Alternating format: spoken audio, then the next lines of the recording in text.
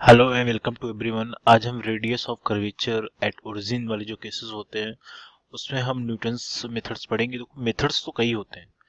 आप मेथड्स की बात करोगे तो मेथड्स ऑफ सब्स्टिट्यूशन होता है, मेथड्स ऑफ एक्सपेंशन होता है, न्यूटन्स का मेथड होता है। उसके बाद radius of curvature at origin for polar curves के लिए, जहाँ पे हम आर इक्वल टू जीरो कर लेते हैं, थीटा को टेंस टू जीरो के इक्वल टू कर लेते हैं।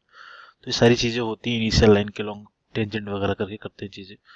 उसे हमें नहीं करना, हमें सिर्फ यहाँ पे न्यूटोनियंस जो न्यूटन्स का लॉ है, न्यूटन्स का जो मेथड है, how to find the radius of curvature at point 00, या फिर आप इसको कह सकते हो एट ओरिजिन। ठीक है, तो इसके लिए बेसिकली क्या करना होता है, इसके लिए बेसिकली हम ये अज्यूम कर लेते हैं, इफ अगर मैं इसके एक्सप्लेनेशन में बात करूँ तो इसमें हम मान लेते हैं इफ द कर्व, आपको देखो ओरिजिन का मतलब सबको पता है। ठीक है, पता होने का मतलब ये हो गया कि जो हमारा जो कर्व होगा ना, पास करेगा ओरिजिन का मतलब 00 वाले कोऑर्डिनेट से पास करेगा, जहाँ पे x क्या हो जाएगा, टेंजेंट हो जाएगा to the curve at origin. ठीक है, जहाँ पे आप क्या करते हो, x इक्वल टू जीरो मानते हो, y इक्वल टू जीरो मानते हो। अगर ये सारी वैल्यूज वहाँ पे रखोगे ना तो d y by d x की वैल्यू जीरो आएगी। मैं इसको लिख के दिखा देता हूँ क्योंकि ये चीजें आप नोट करोगे तो आपके लिए अच्छा रहेगा।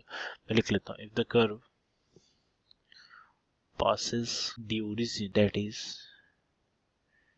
0,0, ये पता है आप, इसका मतलब क्या हो गया, and if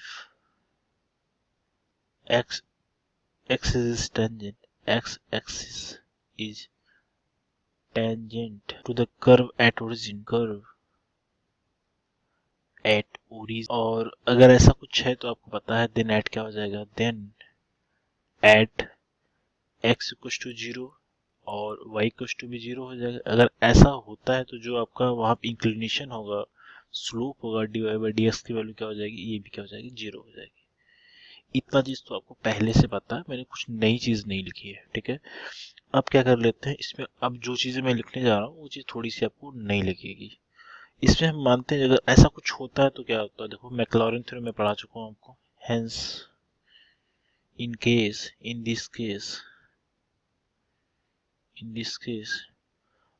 Maclaurin expansion became Maclaurin expansion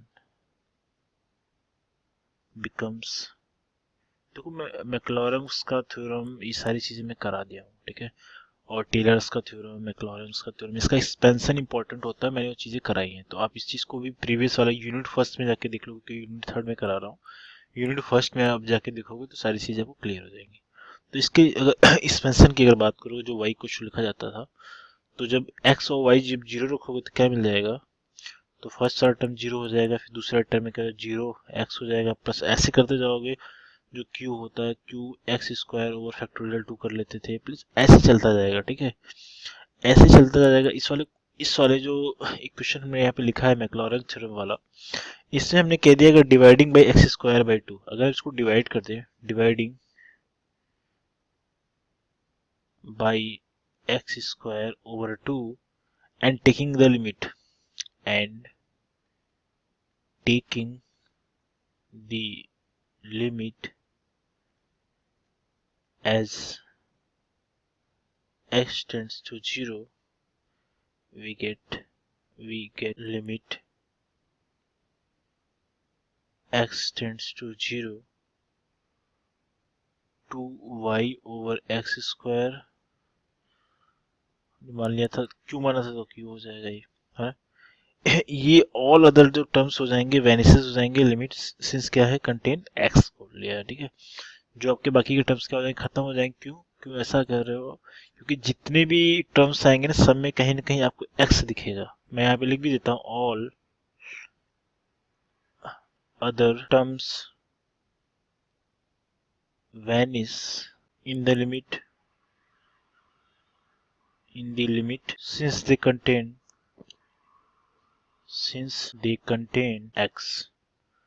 ठीक है, जितने भी टर्म्स x वाले होंगे सब क्या हो जाएंगे, वेनिस मतलब खत्म हो जाएंगे, क्योंकि सब में क्या है x वाले टर्म रहेंगे और लिमिट हमने x टेंड्स टू 0 मान लिया है। ठीक है, तो इसको अगर ओरिजिन के लॉन्ग लिखा जाए, अगर मैं इसको ओरिजिन के लॉन्ग लिखूंगा तो क्या हो जाएगा, now radius of curvature at origin अगर निकाला जाए, ठीक है।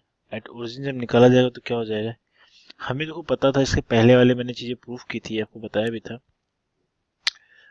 1 + p² whole to the power 3/2 over क्या होता है, d2/dx² था। तो यहाँ पे क्यों कर दोगे, ऐसा कुछ हो जाएगा।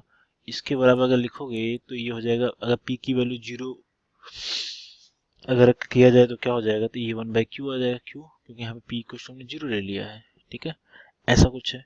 अब इसको देखो लिमिट वाले फॉर्म से करोगे तो आपको समझ में आ रहा है, लिमिट x टेंड्स टू क्या है, हमारा 0 है, और ये हमें टर्म क्या मिल रहा है, x² / 2y। ये इसको अगर हम ऐसा भी कह सकते हैं, अगर जो कर्व पास करता है ओरिजिन से, इसमें एक कंडीशन और देखते हैं, if the curve passes through the origin and y-axis is the tangent at origin then क्या लिखोगे, जब ऐसा केस आएगा जो मैं आपको बता रहा हूँ, तब क्या, जब आप रेडियस ऑफ कर्वेचर लिखोगे एट ओरिजिन जब लिखा जाएगा तो क्या हो जाएगा, देखिए